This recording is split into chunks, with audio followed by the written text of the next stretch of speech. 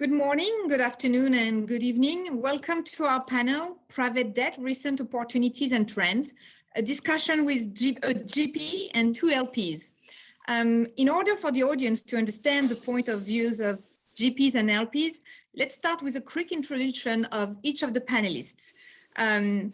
You guys will indicate your company type, your role with the company, and type of activity in private markets. I guess I shall start as I am your moderator and the only female on the panel. I'm B.Rabier from Natixis Investment Managers. We are a multi-boutique platform with over €1 trillion of assets under management across all strategies, from traditional to alternatives and private markets. As we have around 25 plus active investment managers who we call affiliates, such as MV Credit, who is here today. My role is head of investment specialists. We work closely with our affiliates, and within the private market segment, we cover real estate, private equity, infrastructure, natural capital, and private debt, such as MV Credit. I guess it's a good introduction to move to Frederic. Hi, Frederic Nadal. Hello. May I please ask you to introduce yourself? Yes, thank you very much, Benedict, and good morning to everyone. Thank you very much. I won't bore you too much, and I will try to make it happen in less than 1 or 2 minutes. I co-founded MV 21 years ago already, and in few words, I'm the CEO, co-founded the firm, but I'm more into origination of transactions. That's my original job before CEO, and we've specialized in private debt in Europe for now, as I said, nearly 21 years. At the beginning, we started doing subordinated debt, what we used to call mezzanine debt, then senior debt, unitranche, and other debt products. The point I want to make really this morning is that we're one of the few managers with such a long-term experience in private debt. We've experienced 3 cycles now, 2001, 2009, and now 2020.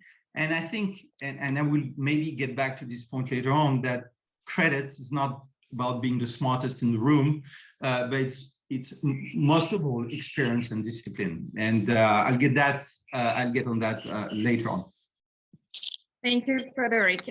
Shall we move to Regis? Regis R.Lanove, you're from Belfius. Yes, hi, good morning. So I work indeed for Belfius Insurance, which is part of Belfius Group, Belgian banking and insurance group, focusing basically on Belgian retail and corporate clients.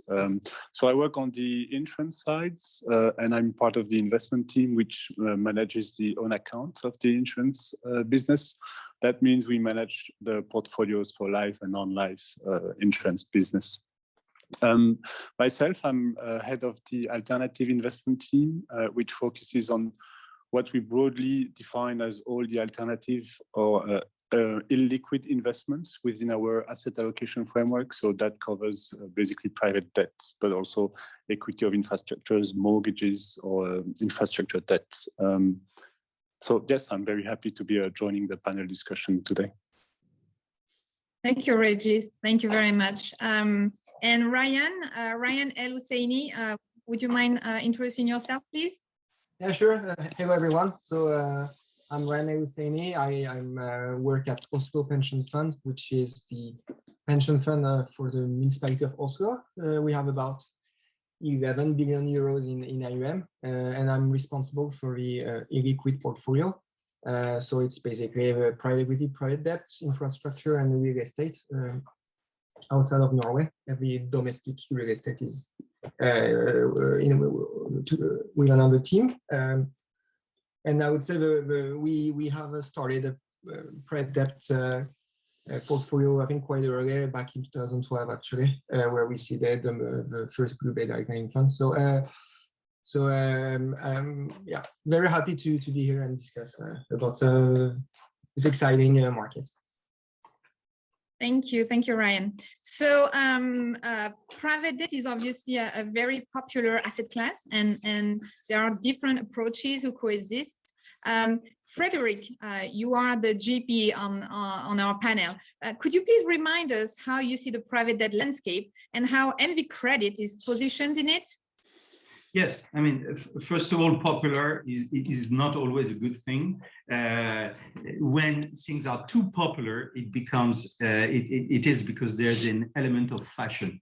An element of fashion brings liquidity, extra liquidity in a market, which is never good when you want to when you manage funds of 7, 8, 9, 10 years. You look at things in the medium term, not in the very short terms. And it's true that the popularity of the private debt business has risen dramatically over the last, I would say, since after the 2009. So it started 2010, 2012 with the so-called direct lending. So popularity is not always good. It's not always bad, but it's not always good because, again, of the liquidity we're experiencing at the moment in certain segment of the private debt market. So unfortunately, I'm not going to do a lecture on private debt and how it is structured, but basically, we ourselves finance LBOs, so sponsored transaction for the last 21 years. And what we've seen is the emergence of the direct lending segment, which is the direct, as you said, the disintermediation, which started long time ago, by the way, in the US as usual, and started 20 years ago. So it's nothing new where CLO emerged as a way to finance company and specifically LBOs. Again, more recently, we've seen direct lenders, older managers getting into that segment and new managers getting into that segment. So we are very cautious about trends, and again, we started with subordinated debt funds. And back in, we started to see, we were three managers, probably 3-4 managers when we started in 2000. Back in 2006, everyone wanted to do subordinated debt. That was the fashion at the time and the popularity. It didn't lead to what happened in 2009, obviously, but created a lot of tension in that segment of the market.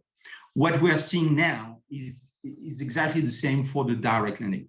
There's a lot of money for something which is still a niche way of financing companies. So what you want to do basically is to have to remain calm and be careful about what you do. At the end of the day, our job, whether we invest in subordinated debt, senior debt, unitranche, is downside protection. We're not about private equity where we do multiples of our investments.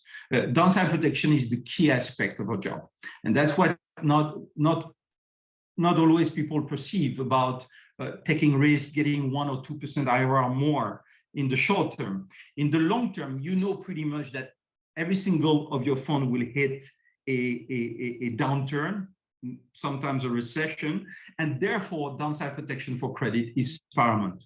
And this is a brief summary. We operate in several segments of the private debt market. Not one is better than another. It is a matter of the underlying strategy of the investors, whether they want to take more or less risks. It is also, all of the strategies are good on the basis that those are always niche strategies. Again, when it becomes too popular, that's when the danger arises. And if I have to say something, private debt, I think, established itself as an asset class, generally speaking, and there are several segments which are all good. It is a matter of experience and a matter of trying to avoid getting into too much of the fashion trend. So that's where I would sit, and that's what I wanted to say about private debt, really, in general terms. Thank you, Frederic.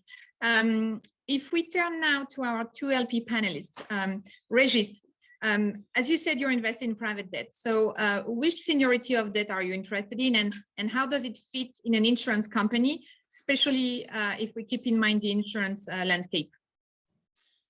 Yes, indeed. So we've been invested in private debt for the last 5 or 6 years. As an insurance company, we've been always very conservative. So we are only invested in senior secured debts. Because for us, from an ALM perspective, the interest of this asset class is to provide us recurring revenues, enhanced recurring revenues compared to other fixed income asset classes. But we're also looking for, as Frédéric mentioned, downside protection. And stable valuation. That's also something that should be mentioned for us. It's very important because otherwise swing in valuations would otherwise have a big impact on P&L. And for us, this is not good. And for example, if you compare to leverage loans investments, where we've seen huge swings in valuations last year, we've seen that the private debt asset class, on the contrary, has been relatively stable. So for us, from an ILM perspective, I would say we are conservative, but we like the asset class because we like the recurring revenues, we like the stable valuations, the downside protection.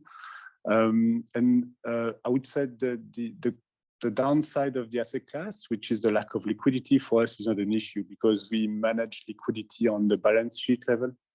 So we can perfectly live with closed-end structures and lack of liquidity. For us, it doesn't create many issues. So yes, we have been allocating investment to the asset class for years, and actually we're looking to increase in the future, I think. Perfect. Thank you, Régis. Ryan, some questions for you. Why are you invested in private debt, and which type of seniority, and how does it fit in your company?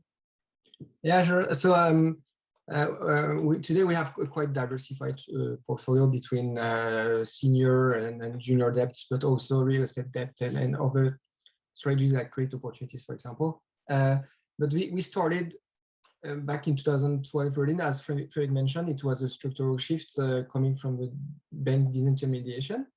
And also we thought that we could get some kind of illiquidity premium compared to the liquid market. And at that time, the yield was higher than it was today. So we thought that we could actually get a very good risk-adjusted return. We still think overall, in general, the asset class is interesting because basically you have somehow a better downside protection. If you compare it to high yield, for example, it's mostly second lien. If you compare it to leverage loans, which is basically loan is syndicated by large banks and then sold to external investors, whereas the private debt market is more a bilateral process. So somehow you have, if you have a good manager, you should get a better protection there. And I would say in also today's environment, the fact that you have both floating rates and a LIBOR floor at 0 is also positive for the asset class. And then for us, we are structured or registered as a life insurance company, but we are largely overcapitalized. So we are not constrained by optimizing solvency to capital charges. But I would say that I think it's the aim of the regulators to basically move company loans away from banks to insurance companies. You know, the way Basel III and Solvency II works is actually, I think it's the objective. Thank you, Ryan. In the investment universe of private debt, there are very popular investment themes like healthcare or IT subscription service. What is your view, Frédéric? Frédéric? It happens once a day. Here it is. So yes, healthcare and IT. Everyone's doing healthcare and IT, and everyone's a specialist of healthcare and IT nowadays, especially after what happened last year. We started healthcare investments 20 years ago, and we started IT investment 10 years ago, approximately. The reasons are really obvious. It's less cyclical. The demand is growing steadily, and sometimes exponentially for IT, for instance, for the last 10 years. It's stable. It's meant to be non-cyclical, even though there's sometimes element of cyclicality. And more importantly, there's many segments within healthcare, between pharmaceutical, clinics, hospital, and consumer type of healthcare products. There's a lot of differences in drivers. So it's nice to say you do healthcare and IT, but you need to be more refined than that and look at which segment of those industries you're looking at. The thing is that because we're credits, we like those industries which are stable.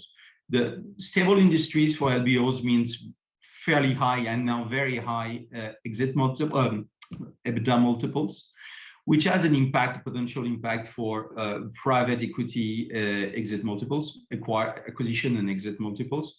For credit funds, it's less of an issue where, again, because we focus very much on downside protection, we think that the price pressure we may experience because of the demand for deals in healthcare and IT is nicely counterbalanced by the fact that in terms of losses, you're meant to have less losses, losing less capital in healthcare and IT. So for us, the choice has been really easy to make. Do you want to try to make an extra 1-2% IRR by investing in more cyclical assets? I'm not even talking about retail. No one wants to touch retail nowadays except distressed guys. But industrial companies with more capex, where more element of cyclicality, for which maybe you can get 1 to 2% more IRR for subordinated debt, or 50 bips more for a senior debt. We don't think it's worth the risk, and our job is always the risk adjusted element of the analysis. Again, when you do private equity and you can have a home run and do 5, 6, 7 times your capital on a cyclical asset, maybe it's worth spending time on those things. For us, it's not. Losing money once is bad. Losing money twice is very bad, etc., etc. So for us, downside protection is more important than the extra percentage of return. So yes, healthcare and IT are extremely popular, a bit like what we've discussed at the beginning. There's an element of fashion, and for good reason. People realize that yes, it was good from a credit standpoint to be invested in those elements. That doesn't mean that there's not other sectors that are good to invest into, but you got to be extra careful. We don't really know where the black swans, that's the theory of the black swan, where it's going to come from by definition. And therefore, at least our investors and all of our mandates are based on the contract that we're going to minimize losses rather than maximizing IRR. And that is the subtle difference between credit funds from time to time. Everyone's going to do well right now nowadays on things that have been a bit cyclical. With the V-shaped recovery in certain industries, the credit managers that have been investing in equity, because some of them do as co-invest, are going to do extremely well right now. But as Regis said, there's an element of valuation swings, which for us don't work, because our investors do not work those swings. And also in the more medium term, long term, we'll see who are the big winners and the big losers, because we don't analyze what happened last year over 18 months. We're going to analyze that over the life, the vintage of what happened. And we're going to see who are going to do well in 2, 3, 4 years from now. The emergence of newcomers in the private debt industry makes it very difficult to see the real performance of those funds which you can truly look at over the medium and long term, basically. Thank you, Frederic. Ryan, as you've been invested for some time, did you see some focus on certain sectors over the past 2 years? Any opportunities or source of concerns you would like to share with us? I would say that in general, the companies which have been very popular for PE funds are companies with stable revenues, but also a high cash generation, because it's companies which it's easier to basically leverage. And so it's IT, healthcare, and business services, the 3 main sectors. And as Frederic said, within each sector is actually quite diversified, because if you are first in IT, you have both software and hardware. It's totally different business models, but also, you know, if you have software in the real estate industry, is it really IT or is it more real estate driving the business? So I think that you have to go deeper than just the overall title of the sector. And I would say the concern for me is, you know, rise of leverage and rise of acquisition multiples in general. And a way to deal with that was all the, you know, EBITDA add-backs and the copyright generation, the proliferation, sorry, which in itself, I think all else equal, it's better to have covenant than not. But you know, it's not because you have on covenant that you will not have any risk of losing money. So I think that the last year, because the asset class has been popular and you have a high demand from institutional investors, so you have a lot of capital which have been basically made possible with this trend of having very highly levered companies, and at the same time, from the start, it doesn't look as indebted as it should, because you have this EBITDA backs effect where you remove some one-off, and then the definition of one-off costs is quite fluctuating and vague, to put it that way. Thank you, Ryan. Regis? No, I mean, I can only agree with what has been said. We've seen a strong focus in sales pitch in the recent years on healthcare and IT and business services, sometimes to the extent that I wonder how the rest of the economy gets any funding. But I mean, as Ryan said, for us, it's the underlying business model which matters the most. So we like to see, I mean, and I also agree with Frederic, actually, we are not looking for the extra basis point returns. We're looking for the return of capital at first. And so we like to see funds lending money to a company with stable cash flows, visibility over the business. Voilà, this kind of issues matters maybe even more, or at least equally matters to the sector allocation. And we are actually invested also in funds which are kind of agnostic in terms of sector allocation. So they really focus on bottom-up selection. And that can also make sense, actually. And we've seen relatively good performances of those funds during the crisis as well. So I wouldn't say there's one-size-fits-all model. Yeah, it depends really on the details of how deals are sourced and selected. So we obviously have outlined also how important is the process of a GP or an asset manager. So, but if we take a step back, there is probably no free lunch. So is it that of a free lunch to invest in healthcare? And Frederic, maybe did you want to expand on that? No, there's no free lunch. Generally speaking, in life, there's not such a thing as a free lunch. Healthcare, again, we've been through investing in hospitals, clinics, dialysis companies, surgical equipment, etc., pharma.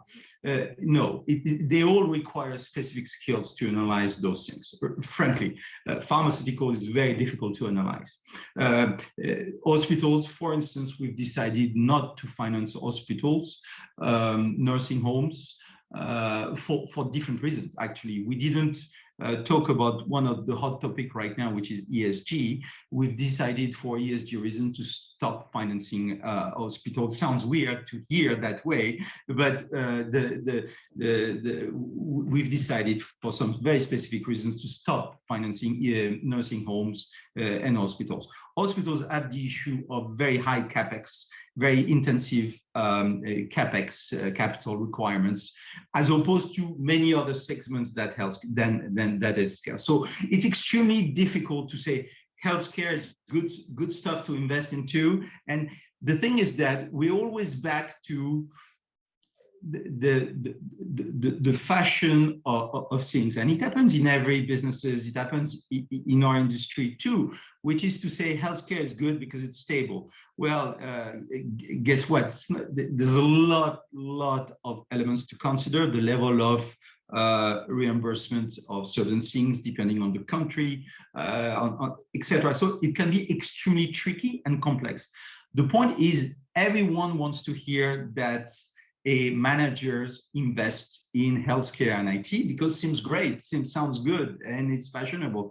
The reality is that again, it's much more complex than that. So there's not such a thing as a free lunch, and the origination is key.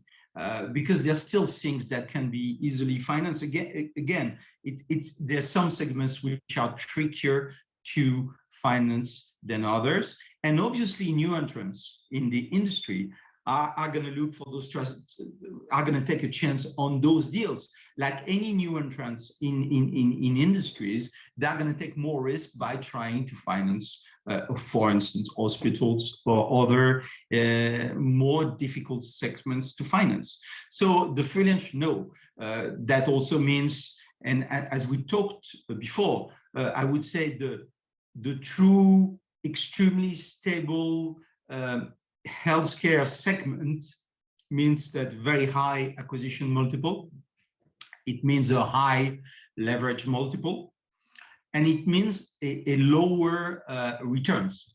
And it depends on the priority. As I said, for us, it's an easy choice because we choose to focus whatever the fund in which we operate within the private debt industry, we chose to focus on downside protection. So not losing capital is paramount, rather than optimizing the IRR and fighting for an extra 1 percentage point or 50 bips of yield. So for it's an easy one. But no, there is not such a thing as a free lunch. Printing money to finance the healthcare industry would be too easy. The choice of the sponsors, the choice of the right segment, and the fact that you will face slightly lower yield, higher leverage, and higher acquisition multiples are the things you got to be comfortable with. Thank you, Frederick. And you touched base really quickly on ESG. And before we move to that topic, I'd like to hear about Ryan and Regis in terms of your due diligence. How do you approach actually a manager in private debt? Do you, and without going into details of your due diligence process, but how do you really assess the ability to look into sectors and really the potential behind a sector selection? And then maybe let's start with Regis, because Regis, you mentioned, you know, how important is the process of the manager, but can you maybe develop a bit more on that? Well, we don't really have a magic recipe for that.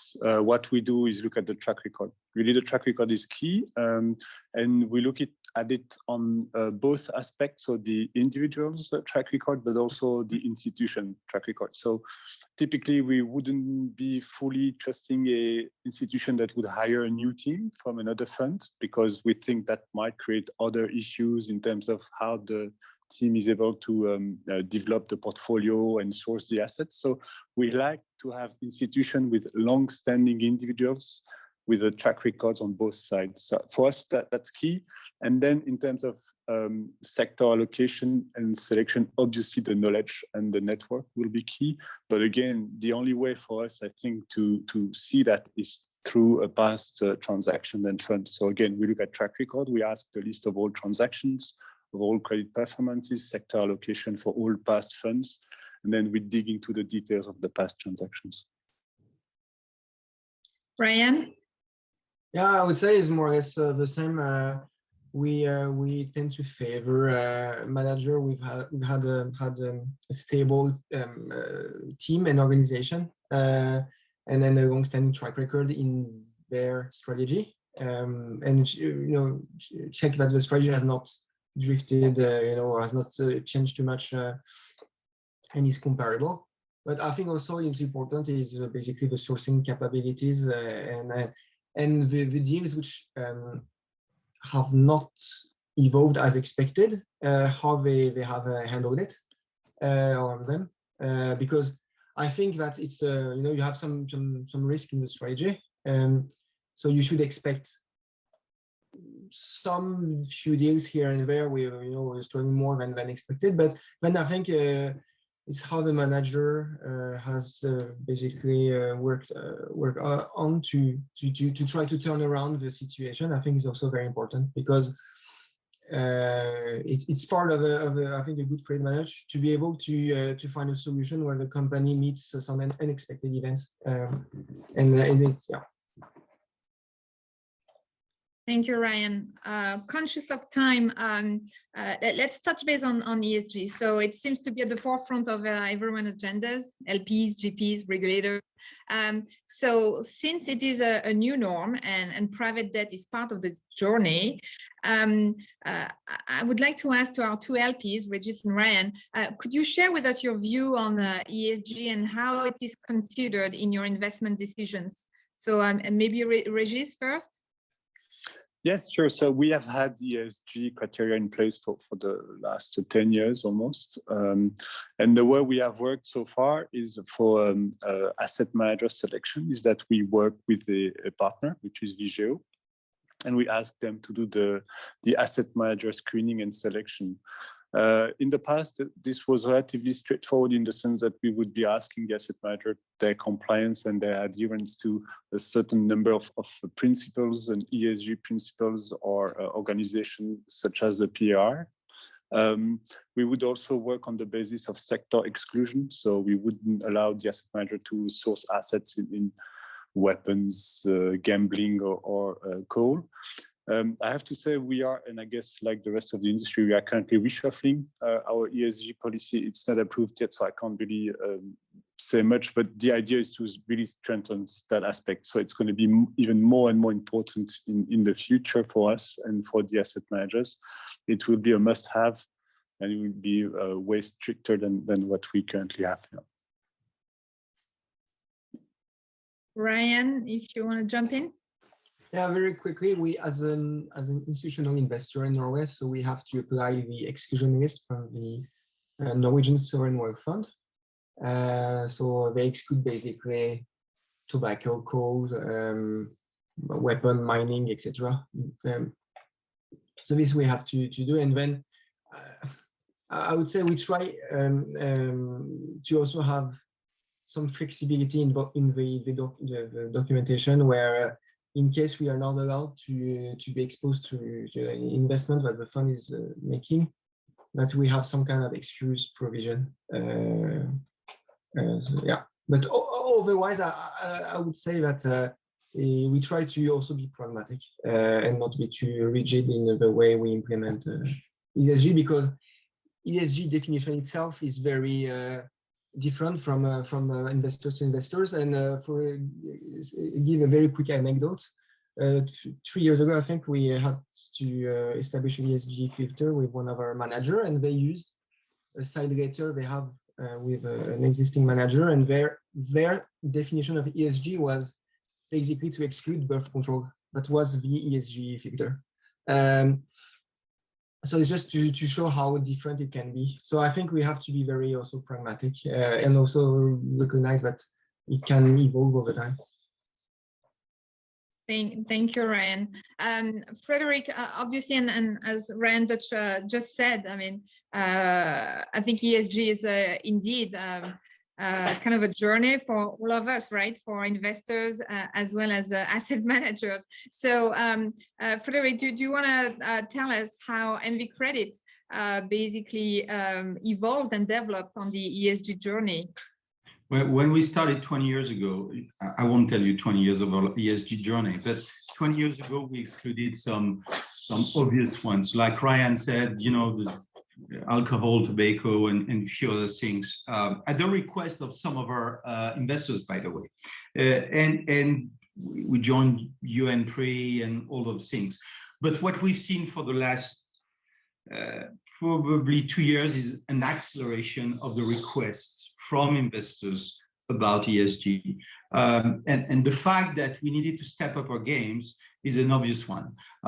We, for the first time in our history, will have some, all of our portfolios rated by an external rating agencies based on ESG criteria, and that's going to be distributed to all of our LPs. The thing I want to say as well is that it depends on the geography. It is clear that ESG matters more at the moment, much more in Europe than in the rest of the world. ESG in Europe and the requests we get from insurance, usually insurance companies, pension funds, funnily enough, as I mentioned yesterday to someone else, France, Spain, because you always think about Norway, all the Nordic countries, and I'm looking at Ryan at the moment.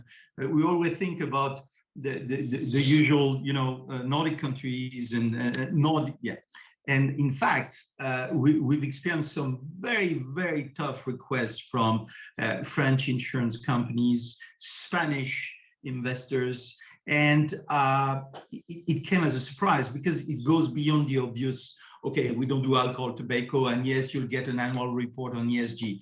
It goes far beyond that. And I personally think, well, if we want to change the way we finance